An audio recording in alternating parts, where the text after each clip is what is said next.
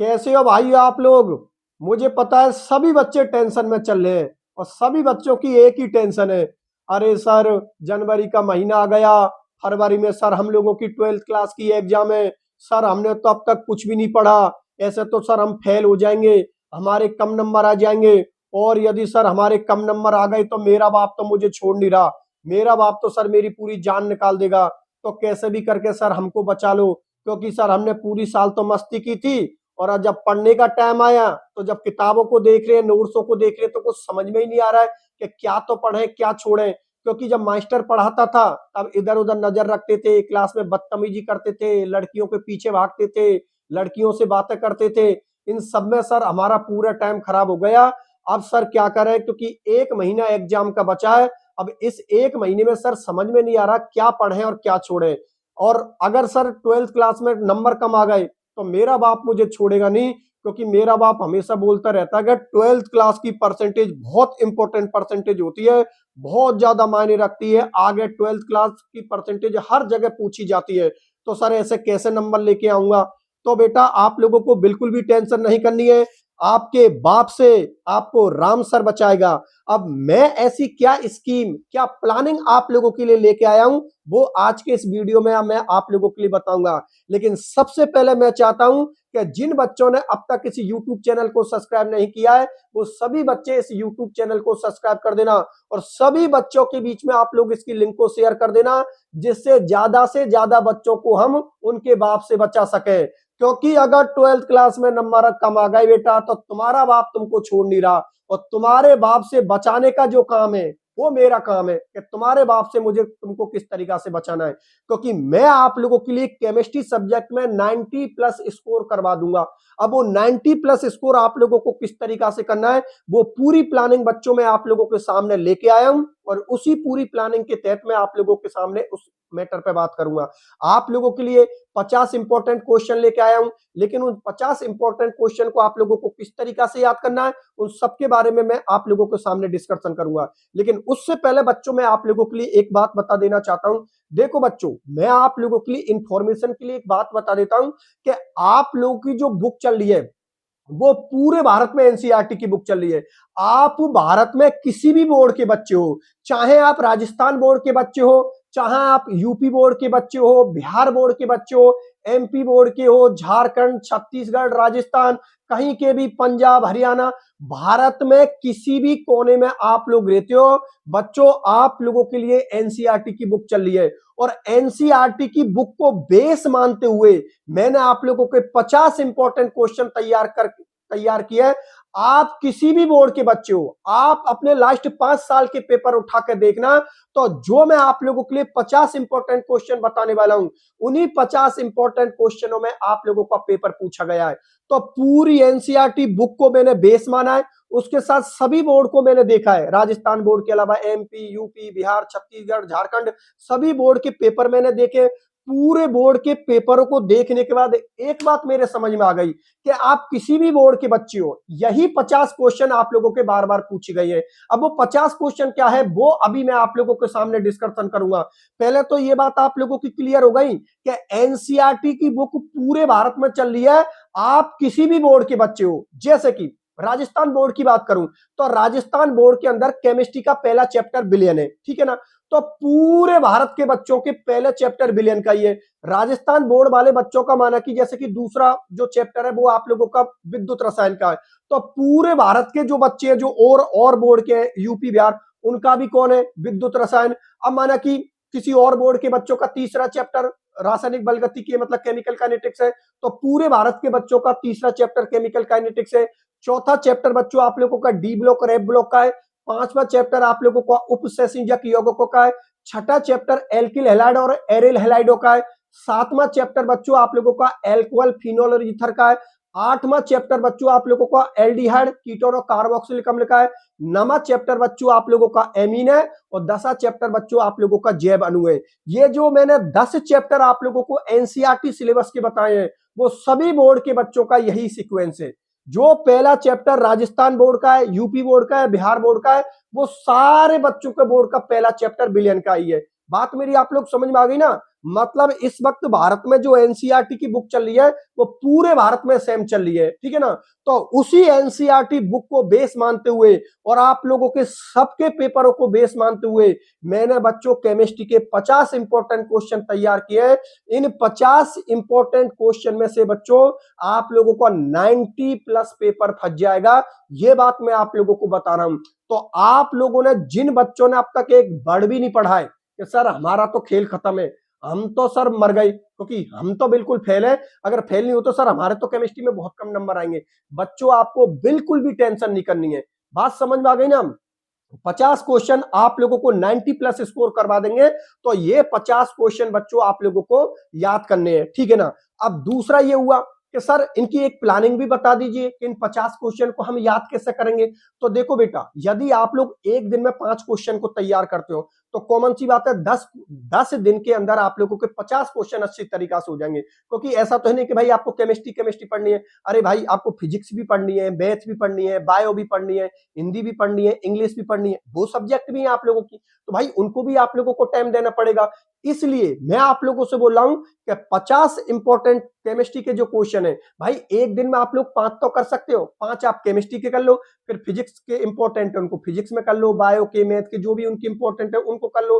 Chemistry के लिए आप रोजाना 1-1.5 घंटा दे दीजिए, 1-1.5 घंटा में बच्चों आप लोगों के वो 5 क्वेश्चन तैयार हो जाएंगे। इसका मतलब ये हो कि 10 दिन के अंदर आप लोग उन 50 क्वेश्चन को अच्छी तरीका से कर सकते हो। फिर 10 दिन में वो 50 कंप्लीट अच्छी तरीका से कर लिए, फिर उनका रिवीजन करते रहिए एग्जाम तक। एग्जाम तक उन 50 क्वेश्चनों का आप लोग रिवीजन करते रहिए। एग्जाम आते आते वो 50 क्वेश्चन इतनी बेहतरीन तरीका से हो जाएंगे कि जब एग्जाम में वो आप लोगों के सामने आएंगे तो बच्चों उन 50 क्वेश्चन को आप आसानी से कर सकते हो। बात समझ में आ गई ना, ये पूरी प्लानिंग का एक हिस्सा है। अब सुनो, उन 50 क्वेश्चन में से यदि कोई भी क्वेश्चन आप लोगों को ऐसा लगा है, कोई भी टॉपिक आप लोगों को ऐसा लगा है कि सर ये टॉपिक बहुत प्रॉब्लम कर रहा है, हम बहुत टीचरों से पढ़ चुके हैं सर, हमारे ये टॉपिक समझ में ही नहीं आया, हमने सर इधर उधर यूट्यूब से काफी लोगों के वीडियो देखे, कुछ बच्चों ने कोर्स भी खरीद रखा हुआ इधर उधर से, और सब बच्चों के एक ही है सर कुछ टॉपिक ऐसे हैं जो सब जगह देख ले सर समझ में ही नहीं आते, पता नहीं टीचर किस हिसाब से पढ़ाते हैं। बच्चों उन टॉपिकों को आप लोग कमेंट सेक्शन में लिख देना, उन टॉपिकों को मैं आप लोगों को इसी यूट्यूब पर फ्री में करवा दूंगा, क्योंकि मेरा तो पूरा कंटेंट ही फ्री चल रहा है, मैं पूरा कोर्स आप लोगों के लिए फ्री करवाऊंगा जो भी है, ठीक है ना। तो उन टॉपिकों को या उन क्वेश्चन को आप लोग कमेंट सेक्शन में लिख देना, उन क्वेश्चन को बच्चों में यूट्यूब पर आप लोगों के लिए करवा दूंगा। जो भी टॉपिक आपको प्रॉब्लम दे रहा है, जो बार बार में इधर उधर देखने पर भी आप लोगों को समझ में नहीं आ रहा है, तो उनको आप लोग मेरे ऊपर छोड़ दीजिए, कमेंट सेक्शन में लिख दीजिए, मैं इतनी बेहतरीन तरीका से उन टॉपिकों को, उन क्वेश्चन को आप लोगों के लिए करवाऊंगा कि आप लोग कभी भी नहीं भूल पाओगे। क्योंकि मैं जो एक बार पढ़ा दिया आप मुझे भूलकर बता दीजिए, मैं आप लोगों को मान जाऊंगा।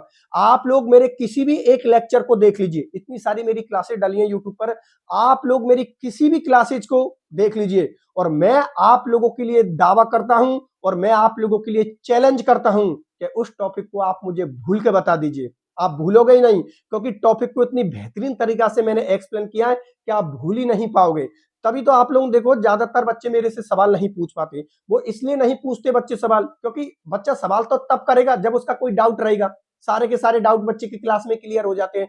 ठीक है बच्चों, तो आपको ये बिल्कुल भी टेंशन नहीं करनी है, आपका बाप को आप समझा देना, आप टेंशन मत करो पिताजी, हम बहुत अच्छे नंबर केमिस्ट्री सब्जेक्ट में लेके आएंगे, बाकी की और सब्जेक्टों को भी आप लोग अच्छी तरीका से कर लेना। ठीक है बच्चों, अब देखो ध्यान से समझना, मैंने 50 इंपॉर्टेंट क्वेश्चन कौन से बनाकर तैयार करे वो मैं अभी आप लोगों के सामने बोर्ड पर लिखूंगा। पहले तो मैंने यहां पर क्या लिखा है, बोर्ड एग्जाम 2026, ठीक है, किसकी बात कर रहे हैं हम, 12th क्लास की बात कर रहे हैं। कौन सी सब्जेक्ट के 50 इंपॉर्टेंट क्वेश्चन लेके आया हूं मैं आप लोगों के लिए, केमिस्ट्री सब्जेक्ट के लेके आया हूं, ठीक है ना। अब मैं एक एक क्वेश्चन को आप लोगों के लिखना चालू कर देता हूं, आप चाहो तो अपनी कॉपी में लिख सकते हो या जब मैं साइड में हूं तो आप लोग उसका स्क्रीनशॉट लेकर रख लेना, ठीक है ना, फिर बाद में अपनी कॉपी में उतार लेना और उसी के तहत आप लोगों को पढ़ाई करनी है। ठीक है बच्चों, चलो मैं लिखना चालू करता हूं।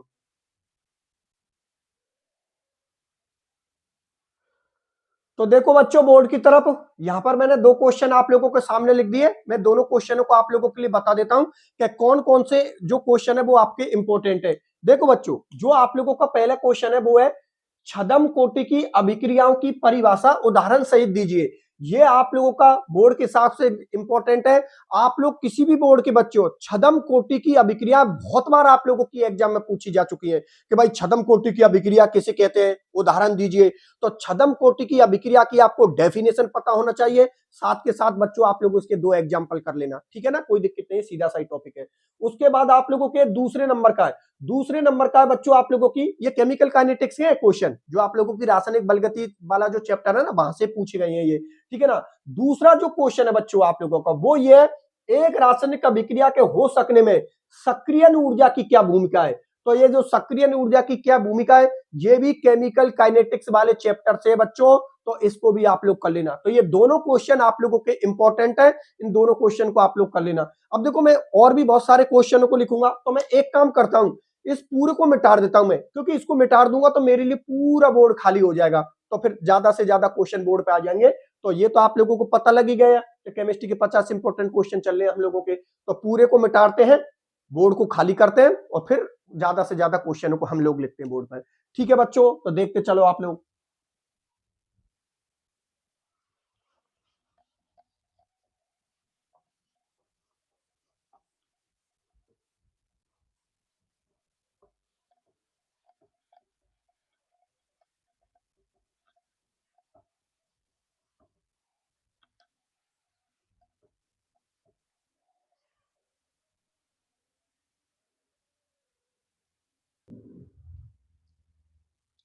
देखो बच्चों बोर्ड की तरफ, यहां पर मैंने आप लोगों के सामने ये क्वेश्चन नंबर 3 को लिख दिया और क्वेश्चन नंबर 4 को लिख दिया।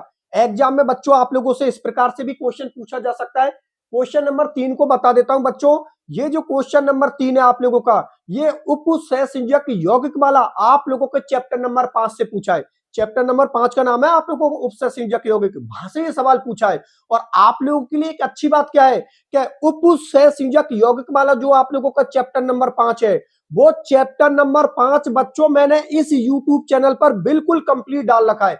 आप लोग पूरे लेक्चर को देख लो, समथिंग 41-42 लेक्चर है।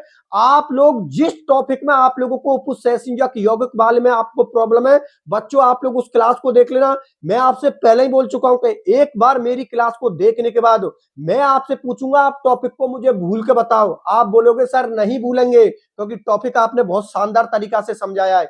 इसलिए मैं बोल रहा हूं कि उपसहसंयोजक यौगिक वाला जो चैप्टर है इस यूट्यूब चैनल पर कंप्लीट करवा दिया है। जिस लेक्चर में जिस टॉपिक में आपको प्रॉब्लम है उस लेक्चर को आप लोग बच्चों देख लेना, क्योंकि ये एग्जाम में इस प्रकार के आप लोगों को क्वेश्चन पूछे जाते हैं। जैसे कि संयोजकता बंध सिद्धांत के आधार पर माना कि ये कॉम्प्लेक्स ये है आप लोगों का CuNH3 और एक कॉम्प्लेक्स आप लोगों का ये CuF6-3, इसकी ज्यामिति बतानी है, इसकी चुंबकीय प्रकृति को समझाइए।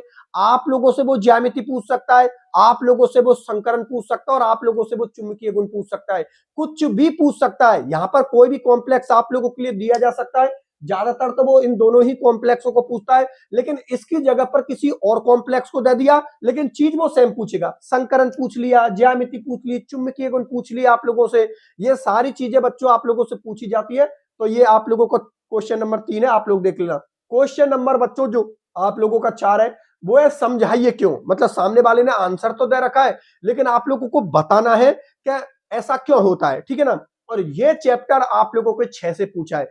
चैप्टर 6 का नाम है एल्किल हैलाइड और एरिल हैलाइड। तो एल्किल हैलाइड और एरिल हैलाइड वाले चैप्टर से ये सवाल है आप लोगों को बच्चों, और इसके अंदर आप लोगों के लिए 3 क्वेश्चन बना रखे, ऐसे पूछ सकता है आप लोगों से। जैसे क्वेश्चन नंबर 1 है, उसमें क्या पूछ रहा है, समावयवी हेलो एल्केनो में श्रृंखलन बढ़ने के साथ क्वथनांक कम क्यों होते जाते हैं। सामने वाले ने आंसर दे दिया, आप लोगों को उसका जवाब देना, इसका रीजन देना, इसका कारण बताना है, ठीक है। दूसरे में आप लोगों से क्या पूछ रहा है, समावयवी डाइक्लोरोबेंजीनों के पैरा समावयवी का गलनांक ऑर्थो और मेटा समावयवी की तुलना में क्या होता है, अधिक होता है। आप लोगों को इसका कारण देना है, ठीक है। तीसरे नंबर का है बच्चों आप लोगों का, किसी ध्रुवन घूर्णक यौगिक का रैसिक में मिश्रण सदैव ध्रुवन अघूर्णक होता है, ऐसा क्यों होता है। आप लोगों को इसका कारण लिखना है। बात मेरी आप लोग समझ में आ गई। तो ये क्वेश्चन कितने हो गए आप लोगों के, 4 हो गए। चलो ठीक है, मैं औरों को लिखता हूं। देखो सब टॉपिकों को मैं आप लोगों को क्वेश्चन को बताता चल रहा हूं, जिससे आप लोगों को रीड करने में आसानी रहे कि हाँ यार ये चैप्टर 5 से है, या ये चैप्टर 6 से हमारा क्वेश्चन, तो याद करने में आप लोगों को आसानी रहेगी। इसलिए जितनी भी देर का आप लोगों का ये वीडियो बनेगा, ये वीडियो पूरा देखना है बच्चों, क्योंकि मैं हर क्वेश्चन का आप लोगों के सामने एनालिसिस करता चल रहा हूँ कि इस तरीका के क्वेश्चन पूछे जाएंगे, किस चैप्टर से ये सवाल बना है, ठीक है ना। तो आप लोगों को पूरा वीडियो देखना है, चाहे कितना ही लंबा हो, ठीक है ना। तो देख लो आप लोग। चलो ठीक है, इसको तो मिटा देता हूं मैं।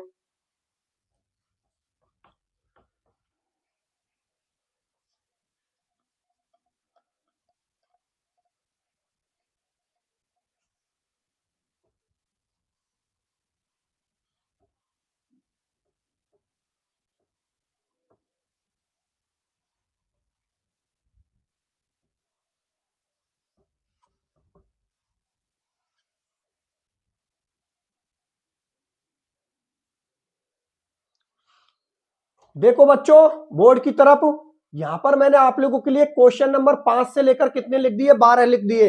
अब मैं आप लोगों के लिए एक एक क्वेश्चन को पढ़ के बता देता हूं, साथ के साथ ये भी बता दूंगा कि ये क्वेश्चन कौन से चैप्टर से आप लोगों से पूछा जा सकता है। तो देखो बच्चों, पहला जो आप लोगों का 5वें नंबर का, उसका नाम है मानक हाइड्रोजन इलेक्ट्रोड। ये बच्चों आप लोगों का इलेक्ट्रोकेमिस्ट्री, विद्युत रसायन से है टॉपिक। तो मानक हाइड्रोजन इलेक्ट्रोड का आप लोगों को डायग्राम याद रखना है, डायग्राम इसका कैसे बनाते हैं, साथ के साथ इसकी जो लैंग्वेज है, रिएक्शन है, तो भाई सेल अभिक्रिया, वो सारी चीज आप लोगों को याद रखनी है, ठीक है।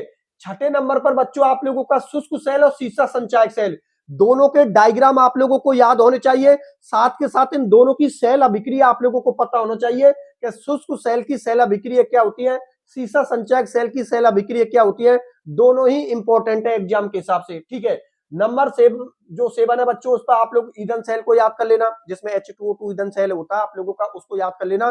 ईंधन सेल की डेफिनेशन, उसके एग्जांपल, ठीक है ना।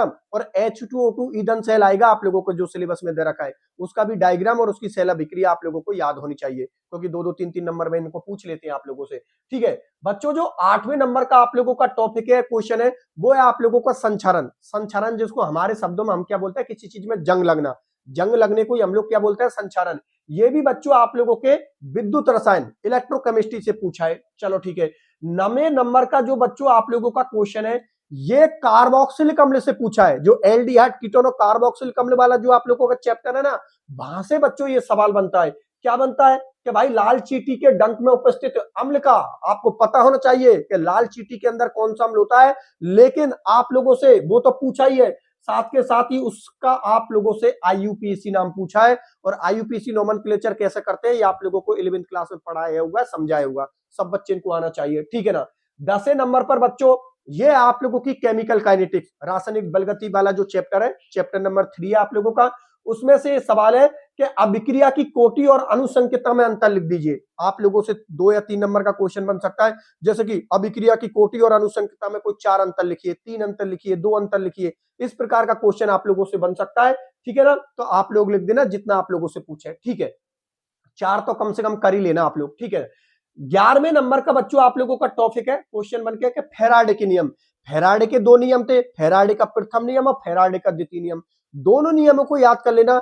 कभी कभी आप लोगों से नियमों को पूछ लेता है, कभी कभी इनके बेस पर आपको न्यूमेरिकल भी बना देता है, तो इनके फॉर्मूले और क्या बात बोली थी वो आप लोगों को याद होने चाहिए, ठीक है ना। नंबर 12 पर बच्चों देखो कितना अच्छा सवाल है, एनिलीन में फिनॉल की अनुनादी संरचना बनाइए। भाई इस बार को बहुत बार आप लोगों से पूछा है कि एनिलीन की अनुनादी संरचना बनाइए, फिनॉल की अनुनादी संरचना बनाइए। और सबसे अच्छी बात यह कि 1.5 या 2 नंबर का सवाल पूछा जाता है, क्योंकि बहुत से बच्चे तो जानते ही नहीं है कि एनिलीन क्या होता है, फिनॉल क्या होता है, इसकी कैसी अनुनादी संरचना बनती है। बेटा इन दोनों को याद कर लेना, कोई भी पूछी जाएगी 1.5 या 2 नंबर की पूछी जाएगी आप लोगों से अनुनादी संरचना। मैं साइड में हो जाता हूं, आप लोग आराम से इसका स्क्रीनशॉट ले लो, फिर मैं मिटा दूंगा। ये कितने हो गए आप लोगों के, 12 हो गए। कुछ को मैं क्वेश्चन के रूप में लिख रहा हूँ, कुछ को मैं टॉपिक के रूप में लिख रहा हूँ, और क्वेश्चन एग्जाम में उसी के बेस पर आप लोगों को बन जाएगा, तो आपके समझ में आ जाएगा। जैसे ईंधन सेल है, तो ईंधन सेल के आपने ईंधन सेल को याद कर लिया, अब ईंधन सेल के बेस पर आप लोगों को वो क्वेश्चन बना देगा, तो आपके समझ में आ जाएगा कहां भाई ईंधन सेल से सवाल पूछा है, ठीक है ना। तो मैं साइड में हो जाता हूं, आप स्क्रीनशॉट ले सकते हो, ठीक है बच्चों। अब मैं इसको मिटा दूंगा। देखो बच्चों बोर्ड की तरफ, यहां पर मैंने आप लोगों के लिए क्वेश्चन 13 को लिख दिया, 14 को लिख दिया, 15 को लिख दिया, ठीक है ना। अब देखो सबसे पहले हम डिस्कशन करते हैं क्वेश्चन नंबर 13 पर। क्वेश्चन नंबर 13 में बच्चों आप लोगों से लेंथिनाइड संकुचन पूछा जा सकता है। ये आप लोगों का जो चैप्टर नंबर 4 है, डी ब्लॉक और एफ ब्लॉक, वहां से सवाल पूछा गया है, ठीक है ना। मतलब ये सवाल आप लोगों से एग्जाम में पूछा जा सकता है कि भाई लेंथेनाइड संकुचन क्या होता है, लेंथेनाइड संकुचन का क्या इफेक्ट है, क्या प्रभाव है, ये सारी चीजें आप लोगों को पता होना चाहिए क्योंकि एग्जाम के हिसाब से ये इंपॉर्टेंट है। तो लेंथेनाइड संकुचन कर लेना, डी ब्लॉक और एफ ब्लॉक से है आप लोगों का टॉपिक, ठीक है ना, विशेषकर एफ ब्लॉक का है, लेंथेनाइड संकुचन एफ ब्लॉक का टॉपिक है आप लोगों का, ठीक है। तो ये हो गया 13वां। 14वें में देखो बच्चों क्या लिख रखा है, क्या होता है जब डाई एथिल ईथर सूर्य के प्रकाश की उपस्थिति में क्लोरीन से अभिक्रिया करता है, इसका आप लोगों को रासायनिक समीकरण देना है। और ये बच्चों आप लोगों के चैप्टर नंबर किससे पूछा है, 7 से, जो क्या नाम है, एल्कोहल फिनोल और ईथर, एल्कोहल फिनोल ईथर वाला है, क्योंकि देखो यहाँ पर ईथर की बात की जा रही है, इसका मतलब चैप्टर नंबर 7 का क्वेश्चन है, आप लोग तो देख लेना आराम से, ठीक है ना। क्वेश्चन नंबर बच्चों जो आप लोगों का 15 है, उसमें क्या दे रखा है, कुछ अभिक्रिया दे रखी है और वहां पर आप लोगों को उनके प्रोडक्ट बताने हैं। तो क्या लिख रखा है, निम्नलिखित अभिक्रिया को पूरा कीजिए एवं उत्पाद ए व बी के नाम लिखिए। देखो बच्चों एग्जाम में इस प्रकार के आप लोगों के क्वेश्चन बनते हैं, आप लोग देख लेना अपना पेपर। क्या जैसे कि इस तरीके से क्वेश्चन पूछ लिया, कोई रिएक्शन दे दिया आप लोगों को, रिएक्टेंट पूरा लिख दिया, पूरा क्रिया कारक लिख दिया। अब आप लोगों को बताना है कि इसका जो ए प्रोडक्ट बनेगा वो ए प्रोडक्ट क्या है और इसका आईयूपीएसी नाम लिखना है। फिर रिएक्शन आगे चलेगी, इसका बी प्रोडक्ट बना है तो बी प्रोडक्ट लिखना है आप लोगों को, साथ के साथ उसका क्या लिखना है बच्चों, आईयूपीएसी नाम भी लिखना है, ठीक है ना। बात करता हूं इस वाले के, ये आप लोगों के एमीन से पूछा है भाई, डाई एजोनियम जो लवण है आप लोगों का, वो किसका टॉपिक है, एमीन वाले टॉपिक में, एमीन नाइट्रो और डाई एजोनियम लवण आपके सिलेबस में दे रखा है। तो यहां पर उसकी रिएक्शन दे रखी है, उबालने पर क्या होता है, आपको प्रोडक्ट ए बनाए, प्रोडक्ट ए को लिखिए, साथ में उसका नाम लिखिए और फिर उसके बाद Br2 जल के साथ जो प्रोडक्ट बी बनता है उसका भी बच्चों आप लोगों को प्रोडक्ट लिखना है, साथ के साथ ही उसका नाम लिखना है। तो ये क्वेश्चन कितने हो गए आप लोगों के, 15 हो गए। चलो ठीक है, मैं और को बताता हूं आप लोगों के लिए, तो ले लो आप स्क्रीनशॉट लेना चाहो तो, साइड में हो गया।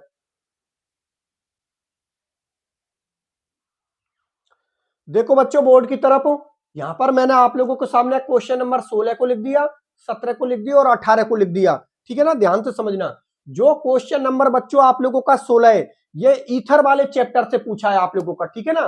जो आप लोगों का ईथर वाला कौन सा है, आप लोगों का चैप्टर नंबर 7 है, जिसमें एल्कोहल फिनोल और ईथर है। उसमें सवाल क्या है, क्या होता है जब डाई एथिल ईथर की वाष्प को एल्यूमिना पर 653 केल्विन ताप पर प्रवाहित किया जाता है, तो आप लोगों को बताना है कि क्या होता है, मतलब वो प्रोडक्ट को पूछ रहा है, आप लोगों से रिएक्शन को पूछ रहा है। तो आप लोग कर देना, ये हो गया 16वां। 17वें नंबर का जो आप लोगों का क्वेश्चन है वो है अभिक्रिया वेग एवं विशिष्ट अभिक्रिया वेग में अंतर लिखिए। अब बच्चों ये जो 17वें नंबर का क्वेश्चन है, ये आप लोगों का केमिकल काइनेटिक्स मतलब रासायनिक बलगतिकी वाले चैप्टर, जो कि आप लोगों का चैप्टर नंबर 3 है, वहां से आप लोगों का ये सवाल है। तो ये एग्जाम में आप लोगों से पूछा जा सकता है, आप लोगों को इनके बारे में पता होना चाहिए, ठीक है ना बेटा। ये जो आप लोगों का क्वेश्चन नंबर 18 है, ये एग्जाम के हिसाब से मैं फिर बोल रहा हूं बहुत इंपॉर्टेंट है, क्योंकि इस प्रकार के न्यूमेरिकल आप लोगों से एग्जाम में पूछे जाते हैं। और एग्जाम में किस तरीका से पूछा जा सकता है, सबसे पहले तो ये बता देता हूं, ये इस प्रकार का न्यूमेरिकल बच्चों आप लोगों से पूछा जा सकता है। ये विद्युत रसायन जो आप लोगों का इलेक्ट्रोकेमिस्ट्री है चैप्टर नंबर 2, वहां से ये सवाल है, और ये सवाल ऐसे का ऐसा ही आप लोगों से एग्जाम में पूछा जा सकता है। इसलिए आप लोग इसका आंसर और पूरा एक सिस्टमेटिक तरीका से आप लोगों को पता होना चाहिए कि इस क्वेश्चन को सॉल्व कैसे करते हैं, ठीक है ना। देखो सवाल क्या है, यदि 298 केल्विन ताप पर CH3COOH HCl एवं NaCl, ठीक है ना, के लिए साल्ट है, के लिए अनंत तनुता पर मोलर चालकताओं के मान क्रम से, यहाँ पर 3 वैल्यू दे रखी है आप लोगों के लिए, ठीक है ना, 3 वैल्यू दे रखी है, यहाँ पर इसकी यूनिट लिख रखी है। तो CH3COOH की अनंत तनुता पर मोलर चालकता ज्ञात कीजिए। बच्चों मैं फिर बोल रहा हूं, इस प्रकार का न्यूमेरिकल आप लोगों से एग्जाम में पूछा जा सकता है, और न्यूमेरिकल आएगा तो बच्चों 2.5 या 3 नंबर का आएगा आप लोगों का। तो सिस्टमेटिक तरीका से देख लेना इस क्वेश्चन को कैसे सॉल्व करते हैं, किस तरीका से आप लोगों को इस फॉर्मूला लगाना है, किस तरीका से आप लोगों को सॉल्व करना है, एग्जाम के हिसाब से ये इंपॉर्टेंट है। और इसी तरीका से पूछा जाएगा, डायरेक्ट रख सकता है, हो सकता है वैल्यू चेंज कर दे, लेकिन तरीका यही होगा, ठीक है ना। कितने क्वेश्चन हो गए आप लोगों के, 18। चलो मैं 19वें को बताता हूं, मैं साइड में हो जाता हूं, आप लोग ले लो इसका भी स्क्रीनशॉट। देखो बच्चों बोर्ड की तरफ, यहां पर मैंने आप लोगों को सामने क्वेश्चन नंबर 19 को लिख दिया, 20 को लिख दिया, 21 को लिख दिया और 22 को लिख दिया। 19 में के अंदर क्या है, ये आप लोगों के बिलियन वाले चैप्टर से बच्चों, और यहां पर एक न्यूमेरिकल है जो आप लोगों से एग्जाम में पूछा जा सकता है। 27 डिग्री सेल्सियस ताप पर यूरिया के 0.01 m बिलियन का प्रसरण दाब ज्ञात कीजिए। बच्चों आप लोगों का चैप्टर नंबर 1 बिलियन वाला है, उससे ये सवाल है, तो आप लोग इसको करके चले जाना। ये सवाल आप लोगों से ऐसा का ऐसे ही एग्जाम में पूछा जा सकता है, ठीक है। 20वें नंबर का ये तो एफ ब्लॉक से पूछा आप लोगों का चैप्टर नंबर 4। क्या पूछ रहा है कि एफ ब्लॉक के तत्वों को दुर्लभ मृदा तत्व क्यों कहा जाता है, ये आप लोगों को पता होना चाहिए और इसका आंसर आप लोगों को पता होना चाहिए, क्योंकि एग्जाम में ये सवाल आप लोगों से 1 नंबर का पूछा जा सकता है, ठीक है। 21वें नंबर का ये चैप्टर नंबर 8 से है, जिसमें एल्डिहाइड, फिनोल और कार्बोक्सिलिक अम्ल वाला जो चैप्टर है, तो ये कार्बोक्सिलिक अम्ल के आइए, ये जो रिएक्शन है HBZ रिएक्शन, ये कार्बोक्सिलिक अम्ल की रिएक्शन है बच्चों। इसमें क्या है, हेल बोलहार्ड जेलेंस की अभिक्रिया, जिसको हम HBZ अभिक्रिया के नाम से भी जाने जानते हैं। यहाँ पर इसका रासायनिक समीकरण, मतलब आप लोगों को रिएक्शन को क्या करना है, लिखना है आप लोगों को, ठीक है ना। तो ये HBZ रिएक्शन भी बच्चों आप लोगों की बोर्ड 2026 के हिसाब से आप लोगों की इंपॉर्टेंट है, कर लेना आप लोग। कार्बोक्सिलिक अम्ल वाला जो चैप्टर है ना 8, वहां पर आप लोगों के लिए ये दे रखी है, तो आप लोग कर लेना, ठीक है। अब देखो क्वेश्चन नंबर 22 फिर आप लोगों का न्यूमेरिकल आ गया। न्यूमेरिकल आप लोगों से ये किसका पूछा है न्यूमेरिकल बच्चों, ये केमिकल काइनेटिक्स का है आप लोगों का, रासायनिक बलगति का चैप्टर नंबर 3। उसमें क्या है, जैसे कि शून्य कोटि पे भी पूछा जा सकता है, प्रथम कोटि पे भी पूछा जा सकता है, द्वितीय कोटि पर भी पूछा जा सकता है, लेकिन ज्यादातर न्यूमेरिकल वो शून्य कोटि या प्रथम कोटि पर बनाता है। तो आप लोग देख लो क्वेश्चन क्या है, शून्य कोटि की अभिक्रिया हेतु क्रिया कारक की प्रारंभिक सांद्रता यहाँ पर इतनी दे रखी है आप लोगों के लिए 0.02 मोल लीटर इनवर्स, तथा वेग स्थिरांक का मान कितना दे रखा है 2 × 10⁻³ mole litre inverse second inverse है। तो इसकी अर्ध आयु की गणना कीजिए। बच्चों ये आप लोगों से क्वेश्चन है, तो ये क्वेश्चन को आप लोग कर लेना, क्योंकि ये क्वेश्चन भी आप लोगों से एग्जाम में पूछा जा सकता है, ठीक है। अब तक हम लोगों के कितने हो गए, 22 हो गए ना। चलो ठीक है और करवाते, मैं साइड में हो जाता हूं, आप लोग स्क्रीनशॉट ले लीजिए इसका, देखो ले लीजिए स्क्रीनशॉट। देखो बच्चों बोर्ड की तरफ यहां पर अब डिस्कशन करेंगे हम क्वेश्चन नंबर 23 पर, 24 पर और 25 पर, ठीक है ना। तीनों इंपॉर्टेंट है एग्जाम के हिसाब से, मैं टिक कर देता हूं। ये 23 हो गया, ये आपका 24 हो गए, 25 हो गए। सबसे पहले हम 23 को लेते हैं। एनिलीन, एनिलीन को देखते ही हम लोग समझ गए कि चैप्टर नंबर जो 9 है, एमीन वाला चैप्टर है, वहां से आप लोगों का ये क्वेश्चन है, जिसमें क्या पूछा है, एनिलीन को 273 से 278 केल्विन ताप पर, और यहां पर उसका कैटेलिस्ट दे रखा है NaNO2+HCl के साथ अभिकृत, मतलब अभिक्रिया करवाई जाती है, तो यौगिक ए बनता है। यौगिक ए में क्यूप्रस क्लोराइड को मिलाने पर यौगिक बी बनता है। इसका मतलब बच्चों ये है कि रिएक्शन को ही आप लोगों से पूछ रहा है, लेकिन रिएक्शन को लैंग्वेज के रूप में पूछ रहा है। अब आपको एनिलीन की स्ट्रक्चर का पता होना चाहिए कि एनिलीन की क्या स्ट्रक्चर होती है। बहुत से बच्चों को तो एनिलीन की स्ट्रक्चर का पता नहीं। अरे बच्चों जो बेंजीन रिंग है, बेंजीन रिंग से अगर NH2 समूह जोड़ दिया तो वो रिंग किसकी हो गई, एनिलीन की। बेंजीन रिंग से OH समूह जोड़ दिया, वो रिंग किसकी हो गई, फिनोल की हो गई।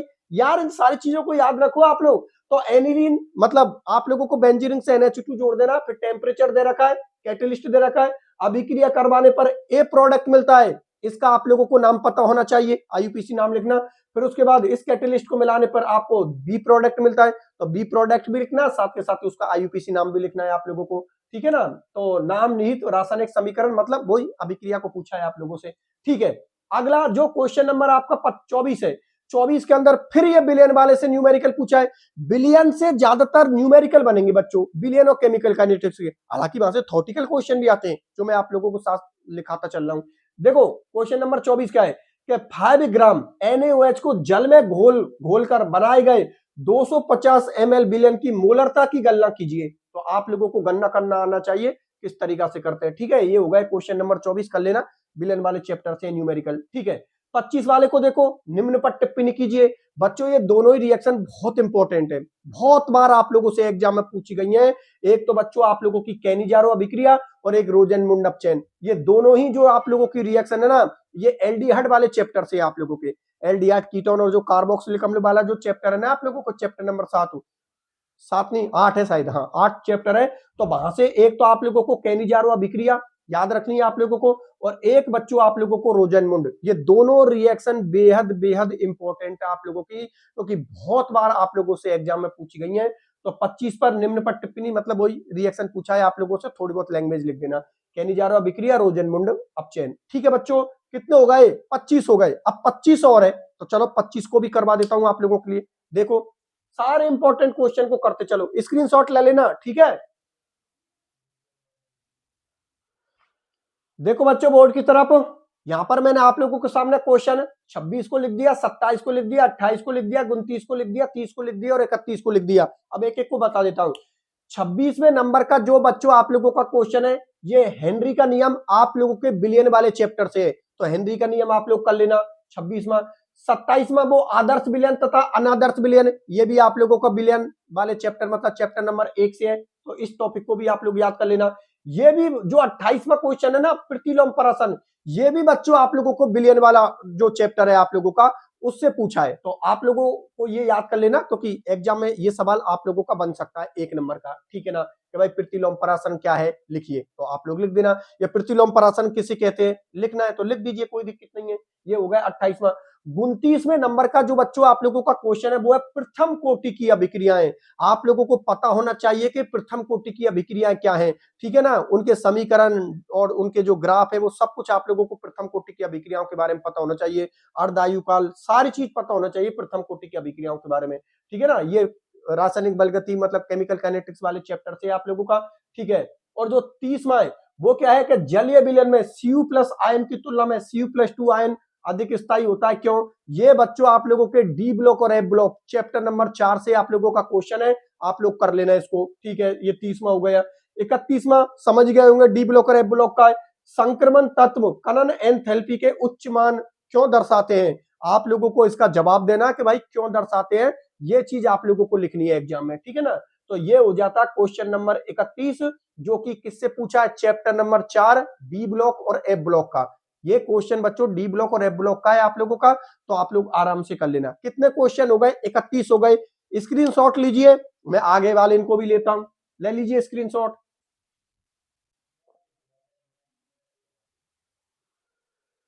देखो बच्चों बोर्ड की तरफ, यहां पर मैंने आप लोगों के सामने क्वेश्चन 32 को लिख दिया, 33 को लिख दिया, 34 को लिख दिया, 35 को लिख दिया, 36 को लिख दिया और 37 को लिख दिया। अब मैं आप लोगों के लिए इनको पढ़ के बता देता हूं और बता देता हूं कौन से चैप्टर से ये इंपॉर्टेंट क्वेश्चन है आप लोगों का। तो देखो बच्चों, ये चैप्टर नंबर 4 डी ब्लॉक और एफ ब्लॉक वाले से आप लोगों का क्वेश्चन क्या बोल रहा है 32वां, कि डी ब्लॉक की जो धातु होती है अपनी उच्च ऑक्सीकरण अवस्था में केवल ऑक्साइडों में, फ्लोराइडों में ही दर्शाती है। मतलब जो डी ब्लॉक के तत्व होते हैं वो ऑक्साइड और फ्लोराइडों में भी हाईएस्ट ऑक्सीकरण अवस्था दर्शाते हैं। अब ऐसा वो क्यों दर्शाती है, ठीक है ना, दर्शाती है क्यों, समझाइए, आप लोगों को कारण देना है।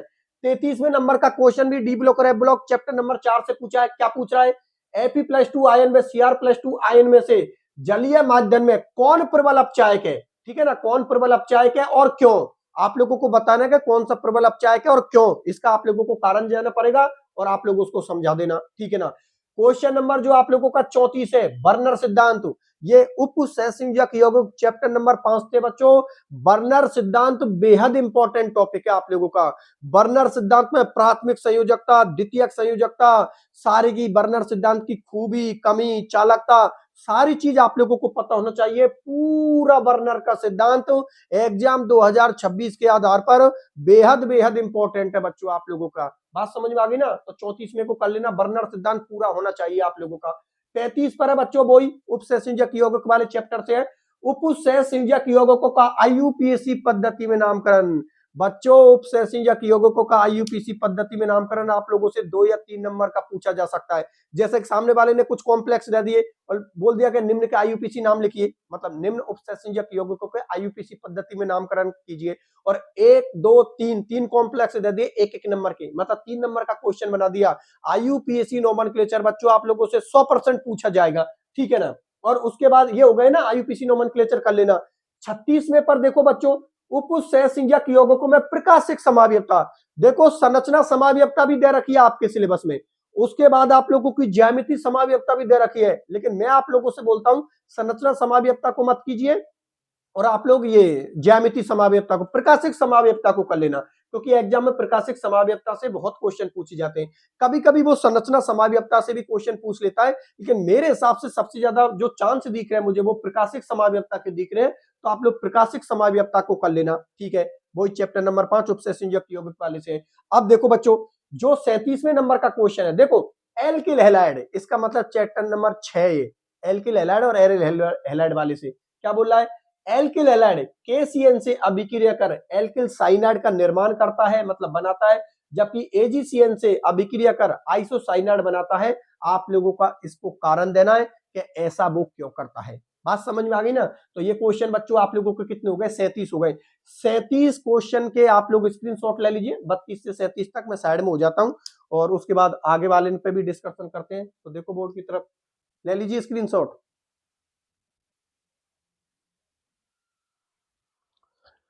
देखो बच्चों बोर्ड की तरफ, यहां पर मैंने आप लोगों के सामने क्वेश्चन नंबर 38 को लिख दिया, 39 को लिख दिया, 40 को लिख दिया, 41 को लिख दिया, 42 को लिख दिया, 43 को लिख दिया और 44 को लिख दिया। इसके बाद कितने बचेंगे, 6 और बचेंगे। तो चलो इनको भी देख लीजिए। देखो 38 में है, उसमें क्या है, डीडीटी का बच्चा आप लोगों को आईयूपीसी नाम पता होना चाहिए और इसका सामान्य नाम पता होना चाहिए। आप लोगों से आईयूपीसी नाम पूछा जा सकता है और आप लोगों से सामान्य नाम भी पूछा जा सकता है। तो दोनों नामों को कर लेना, आईयूपीसी भी कर लेना और उसका सामान्य नाम भी कर लेना। और ये बच्चों आप लोगों का एल्किल हैलाइड और एरिल हैलाइड जो चैप्टर नंबर 6 उससे ये डीडीटी, तो आप लोग कर लेना। चैप्टर नंबर ये जो 39वां क्वेश्चन है बच्चों आप लोगों का, जो एमिनो की क्षारीयता वाला है, ये आप लोगों का एमीन वाला जो चैप्टर नंबर 9 है उससे है आप लोगों का। तो एमिनो की बच्चों आप लोगों से क्षारीयता पूछी जा सकती है, आप लोगों को पता होना चाहिए एमिनो की क्षारीयता। तो एमिनो की क्षारीयता कर लेना। उसके बाद ये जो 40वां नंबर है, ये भी आप लोगों के एमीन वाले चैप्टर से है। क्या है सवाल कि एनिलीन फीडल क्राफ्ट अभिक्रिया क्यों नहीं दर्शाते, कारण दीजिए भैया। वेरी वेरी इंपॉर्टेंट एग्जाम 2026 के हिसाब से। बात आप लोग समझ में आ गई ना कि एनिलीन फीडल क्राफ्ट अभिक्रिया को क्यों नहीं दर्शाते, कारण देना भैया आप लोगों को। ये कितने हो गए, 40। 41 में पे कर लेना बच्चों, बेंजीन डाई एजोनियम लवण की युग्मन अभिक्रिया है। जो आप लोगों का बेंजीन डाई एजोनियम लवण है उसकी युग्मन अभिक्रियाएं बहुत बार एग्जाम में पूछी गई हैं। तो आप लोगों को कुछ नहीं करना है, एक तो बेंजीन डाई एजोनियम के बनाने की विधि और उसकी युग्मन अभिक्रिया, इनको कर लेना, बाकी की सारी चीज छोड़ देना। क्वेश्चन आप लोगों का यहीं से फंसेगा, ठीक है ना। तो कर लेना युग्मन अभिक्रियाओं को भी। ये बच्चों जो आप लोगों का 42वें नंबर का क्वेश्चन है, ये आप लोगों का चैप्टर नंबर 10 जैव अणु वाले से है। और जैव अणु वाले में क्या है, क्या ग्लूकोज की रासायनिक अभिक्रियाएं, भैया ग्लूकोज की 5-6 रासायनिक अभिक्रियाएं सबको कर लेना, क्योंकि वहां से आप लोगों से एग्जाम में क्वेश्चन पूछा जाता है। तो मैंने इसको इंपॉर्टेंट में कर दिया, ठीक है। 43वां वही जैव अणु चैप्टर नंबर 10 से आप लोगों का क्या है, प्रोटीन और एमिनो अम्ल। भाई ग्लूकोज की तो रासायनिक अभिक्रिया करनी है आप लोगों को और कुछ मत करना। और एक बच्चों आप लोगों को प्रोटीन करनी है और एमिनो अम्ल करना है। और प्रोटीन और एमिनो अम्ल करने के बाद इनके अंदर दो टॉपिक है, एक तो एमिनो अम्लों की ज्यूटर आयन संरचना है। ये जो एमिनो अम्ल है ना, इसके अंदर भी इंपॉर्टेंट टॉपिक है। और वो क्या है, अम्लों की ज्यूटर आयन संरचना क्या है, ये आप लोगों को पता होना चाहिए। और एक बच्चों आप लोगों को समविभव बिंदु क्या है, ये समविभव बिंदु भी आप लोग याद कर लेना, एग्जाम के हिसाब से इंपॉर्टेंट है, ठीक है। चैप्टर नंबर 10 से आप लोगों का, ठीक है। अब जो 44वां क्वेश्चन है वो आप लोग देखिए, प्रोटीनों की प्राथमिक संरचना। देखो प्रोटीनों की जो संरचना दे रखी है, प्राथमिक द्वितीयक तृतीयक ये दे रखी है, आपको कुछ नहीं करना है, केवल प्रोटीनों की प्राथमिक संरचना को कर लेना आप लोग, ठीक है ना। प्रोटीनों की प्राथमिक संरचना क्या है आप लोग देख लेना, इसको एग्जाम के हिसाब से इंपॉर्टेंट है। द्वितीयक तृतीयक को आप लोग छोड़ देना, केवल प्राथमिक को कर लेना। लेकिन ये एमिनो एसिड जरूर कर लेना बच्चों, प्रोटीन में तो इसकी प्राथमिक संरचना कर लेना। और एमिनो अम्लों के अंदर थोड़े बहुत कुछ एमिनो अम्ल है तो उनकी स्ट्रक्चर याद रख लेना। बाकी का ये तो आपको पता ही होना चाहिए, ज्यूटर आयन संरचना और समविभव बिंदु, ठीक है बच्चों। तो ये कितने हो गए अपने, 44 क्वेश्चन हो गए। चलो ठीक है, और को भी बता देता हूं, लेकिन उससे पहले आप लोग स्क्रीनशॉट लीजिए, मैं साइड में हो जाता हूं। ले लो बढ़िया स्क्रीनशॉट।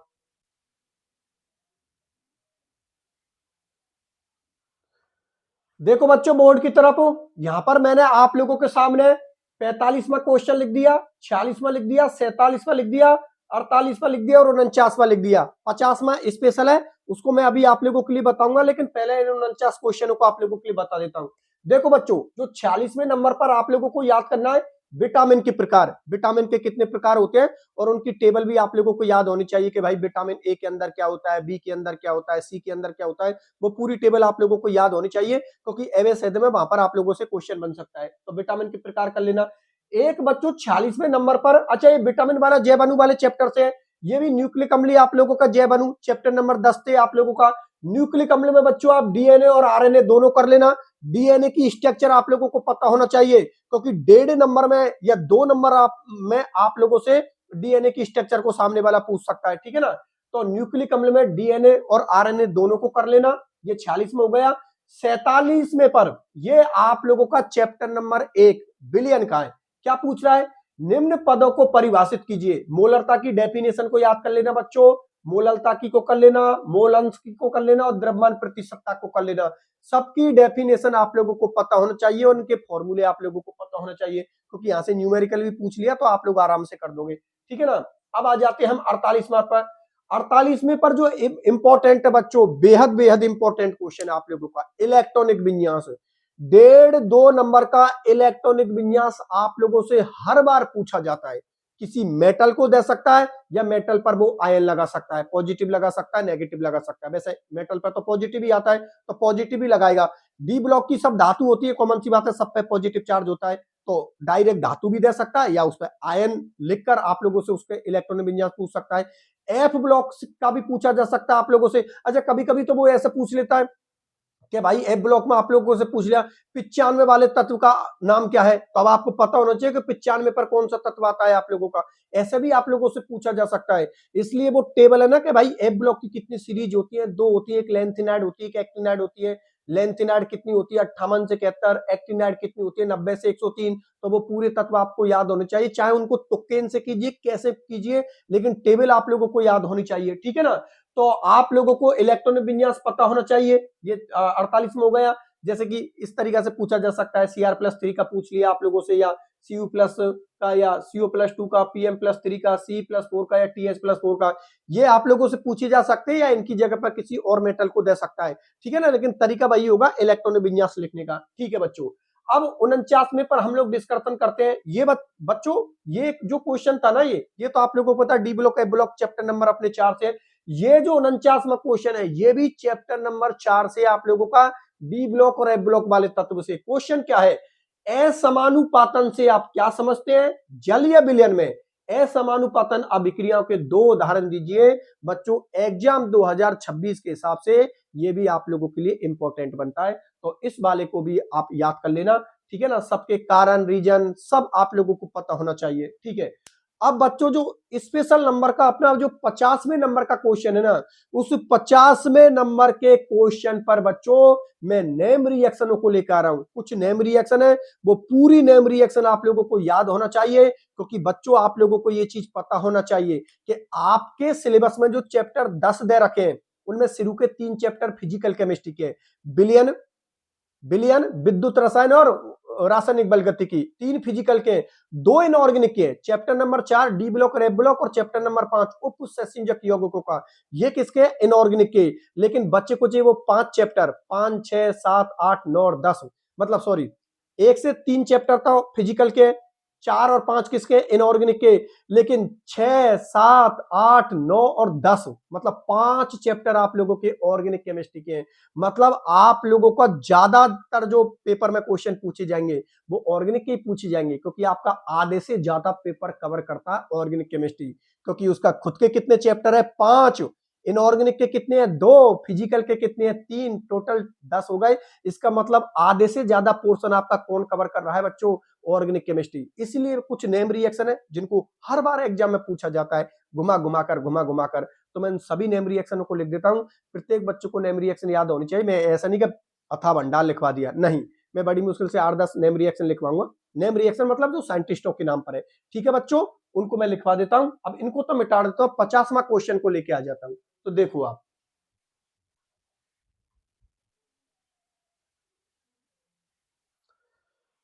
देखो बच्चों बोर्ड की तरफ, ये हम लोगों का लास्ट एंड फाइनल क्वेश्चन है 50वें नंबर का, और इस पर मैंने कुछ नेम रिएक्शन लिखनी है।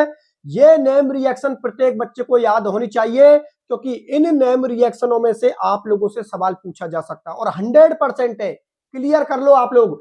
12 नेम रिएक्शन है, 11 तो ये रही, 12वें नंबर की आप लोगों की नेम रिएक्शन ये रही बच्चों। आप लोग मेरे से लिख के ले लीजिए, इन 12 जो आप लोगों की नेम रिएक्शन है, यहां से 100% आप लोगों का सवाल बनेगा, ये बात पक्का है। अब वो नेम रिएक्शन कौन कौन सी है मैं पढ़ के बता देता हूं आप लोगों के लिए। बच्चों 50वें नंबर का जो अपना क्वेश्चन है उस पर मैंने नेम रिएक्शन इंपॉर्टेंट किए। वो नेम रिएक्शन कौन कौन सी इंपॉर्टेंट की है वो मैं आप लोगों के लिए बता रहा हूं। एक तो बच्चों फिंकेल स्टीन अभिक्रिया, नंबर 2 पर स्वार्ट्ज अभिक्रिया, नंबर 3 पर वुर्स फिटिंग अभिक्रिया, नंबर 4 पर फीडल क्राफ्ट अभिक्रिया, नंबर 5 पर राइमाटिमान अभिक्रिया, नंबर 6 पर कॉल्वे अभिक्रिया, नंबर 7 पर विलियमसन ईथर संश्लेषण, नंबर 8 पर जीसल विधि भी आप लोगों को पता होना चाहिए। नंबर 9 पर बच्चों गाटरमान कोच एल्डिहाइड संश्लेषण अभिक्रिया, ठीक है ना। नंबर 10 पर ग्रेबिल थैलीमाइड संश्लेषण अभिक्रिया आप लोगों को पता होना चाहिए, इंपॉर्टेंट है। नंबर 11 पर जो आप लोगों का हाफमान ब्रोमीमाइड अभिक्रिया आप लोगों को पता होना चाहिए, हाफमान ब्रोमीमाइड अभिक्रिया क्या है। और बच्चों नंबर 12 पर है आप लोगों की डार्जन अभिक्रिया। ये 12 मैंने आप लोगों के लिए नेम रिएक्शन बताई है। ये 12 नेम रिएक्शन प्रत्येक बच्चे को याद होना चाहिए। अब आपका सवाल ये हुआ कि सर इन 12 नेम रिएक्शनों को हम कैसे याद करें। बच्चों 12 नेम रिएक्शन आप लोगों से इस तरीका से याद होंगी कि आप लोग जो एक होते हैं ना, आप लोग वैसे पेज में जो बाहर सा पेज है उसको चिपका देते हैं, ऐसा कीजिए आप लोग। उनके केवल समीकरण याद रख लीजिए, ठीक है ना, बाकी का तो अंदर की चीज आप लोग लिख दोगे। जैसे कि आपने अपना एक व्हाइट पेज लिया, उस पर लिख दी फिंकेलस्टाइन अभिक्रिया और वो रिएक्शन लिख दी। बाकी का तो आपको पता लैंग्वेज लिखनी होती है, ठीक है ना, तो वो तो वैसे भी लिख सकते हो। फिंकेलस्टाइन अभिक्रिया मतलब एक पेज में, एक व्हाइट पेज में आप लोगों की 6 आ जाएंगी और दूसरे में 6, मतलब 2 व्हाइट पेज आप लोग लगा लीजिए जहां पर भी पढ़ते हो। एक यहां पर लगा दिया, एक यहां पर लगा दिया। 6 रिएक्शन इधर लिख दो, 6 रिएक्शन इधर लिख दो। और जब भी कभी खाना आना खाते टाइम पर आप लोग एक बार उन पर नजर दे लीजिए, वो आप लोगों को वैसे ही याद हो जाएंगी। क्योंकि एक बात तो आप लोग के भी ये बात समझ में आ गई कि नेम रिएक्शन हर बार एग्जाम में पूछी जाती है, इसलिए प्रत्येक बच्चों को प्रत्येक नेम रिएक्शन याद होनी चाहिए जो मैंने 12 आप लोगों के सामने लिखी है। आप चाहो तो स्क्रीनशॉट ले सकते हो, मैं साइड में हो गया, ठीक है बच्चों। अब सवाल ये हुआ फिर दोबारा से कि याद कैसे करें। याद करने का तरीका मैंने आप लोगों के लिए बता दिया। क्या करना है, आप लोगों को 50 इंपॉर्टेंट क्वेश्चन करवाए। एक दिन में आप लोग 5 को सुलटा दीजिए। जब एक दिन में आप लोग 5 को सुलटाओगे तो 10 दिन में आपका 50 बिल्कुल कंप्लीट हो जाएंगे। उसके बाद फिर इनका रिवीजन चलते रहने देना। तो एग्जाम आते आते ये 50 क्वेश्चन आप लोगों को बहुत अच्छी तरीका से याद हो जाएंगे। और 50 क्वेश्चन जिस बच्चे ने याद कर लिए उसके 90 प्लस नंबर आना पक्का है। तय मतलब ये मान लो जिस बच्चे ने ये 50 इंपॉर्टेंट क्वेश्चन ऑन टिप्स कर दिए उसके केमिस्ट्री सब्जेक्ट में 90 से ज्यादा नंबर आएंगे। और 90 से ज्यादा नंबर बहुत होते हैं कब, जब आपने अब तक कुछ नहीं पढ़ा है। अगर कोई टीचर एक महीने में आपको 90 प्लस नंबर दिला रहा है तो याद रखना फिर वो उस टीचर की क्वालिटी है, ठीक है ना। क्योंकि पूरी साल तो मस्ती मस्ती करी आप लोगों ने, अब एक महीने के अंदर आपको कोई टीचर 90 प्लस नंबर दिला रहा है केमिस्ट्री जैसी सब्जेक्ट में जो इतनी टफ सब्जेक्ट होती है उसमें 90 प्लस नंबर दिला रहा है, तो आप लोगों के लिए वो बहुत बड़ी बात है। लेकिन अब वही सवाल है कि आप लोगों को अब यहां से कोई गड़बड़ नहीं करना है। एक महीना जब तक आपकी एग्जाम कंप्लीट नहीं हो जाती, मूवी वूवी लड़की लड़की सबके चक्कर को छोड़ दो। आप लोगों को जो भी लड़की कोई प्रपोजल भेजे या आप किसी को प्रपोज करने की सोच रहे हो, भैया सब कुछ एग्जाम के बाद। इतना कंट्रोल तो आप लोग कर ही सकते हो। जितने भी आपके हार्मोन है ना बच्चों, उन सबको कंट्रोल में करके रखना, क्योंकि एग्जाम तक पूरे हार्मोन कंट्रोल में रहेंगे तो रिजल्ट आपके कंट्रोल में रहेगा। अगर लड़की अड़किन के चक्कर में पड़ गए या कोई लड़की लड़कों के चक्कर में पड़ गई तो मामला खराब हो जाएगा। इसलिए कोई लड़की अगर आपको प्रपोजल भेज रही है, अगर आपको कुछ बोल रही है या आप लोग किसी को प्रपोज करना चाहते हो तो एग्जाम के बाद, कहीं नहीं जा रही लड़की, कहीं नहीं जा रही आप, कहीं पर भी नहीं जा रहे, एग्जाम के बाद इन सारी चीजों को करना। ज्यादा टाइम नहीं है आप लोगों की। ये मार्च फर्स्ट वीक में आप सब बच्चों की एग्जाम खत्म हो जाएंगी, तो उसके बाद आराम से प्रपोज करते रहना, प्रपोजल को एक्सेप्ट करते रहना, ठीक है ना। एक बार ढंग से अपनी एग्जामों को दे लीजिए, फिर आराम से जो भी कुछ करना है कर लेना, ठीक है बच्चों। 50 इंपॉर्टेंट क्वेश्चन हो गए। अगर आप लोगों को कोई टॉपिक ऐसा है जो आपको समझ में नहीं आ रहा है, इधर उधर सब जगह देख लिया फिर भी आप लोगों को समझ में नहीं आ रहा है, तो बच्चों उसको कमेंट सेक्शन में लिख देना। मैं उन सारे टॉपिकों को आप लोगों के लिए करवा दूंगा जो आप लोग कमेंट सेक्शन में लिखेंगे। अगर कोई भी बच्चा कमेंट सेक्शन में उन टॉपिकों को लिखता, मैं सब टॉपिकों को आप लोगों के लिए करवा दूंगा, ठीक है ना। तो कोई भी प्रकार की कोई प्रॉब्लम नहीं है। यदि किसी और चीज की आपको कोई प्रॉब्लम हो रही है तो आप कमेंट सेक्शन में लिख देना, मैं सारी बातों को आप लोगों के लिए रिप्लाई दे दूंगा, ठीक है बच्चों। तो देखो अब 50 क्वेश्चन मैंने इंपॉर्टेंट करवा दिए। अब आप लोगों को कर्तव्य क्या होता है कि आप लोगों के जितने भी फ्रेंड हैं उन सभी फ्रेंडों के बीच में आप लोग इसकी लिंक को शेयर करना, क्योंकि वो बच्चे भी हमें उसके बाप से बचाने, यानी बाप मार देगा भाई, बाप ऐसी ठुकाई करेगा तुम लोगों की, इसलिए बाप से बचाने का एक तरीका यही है, बेचारे उन बच्चों को भी अपने बाप से बचा लीजिए, वो भी 90 प्लस नंबर लेके आ जाए। तो उन तक शेयर कर दीजिए। अगर आप वीडियो पर पहली बार है तो आप भी सब्सक्राइब कर दीजिए, क्योंकि ये चैनल आप लोगों को बहुत हेल्प देने वाला है। क्योंकि कॉमन सी बात है, आप साइंस के स्टूडेंट हो, तो साइंस के स्टूडेंट हो इसका मतलब जिंदगी भर तक ये चैनल आप लोगों की हेल्प करता रहेगा। इसलिए सभी बच्चे इस चैनल को सब्सक्राइब कर देना, वीडियो को लाइक कर देना और सभी फ्रेंडों में शेयर कर देना, ठीक है बच्चों, फिर आज के वीडियो को मैं यहीं पर रखता हूँ, मिलता हूँ फिर अगले वीडियो में, तब तक के लिए बाय बाय।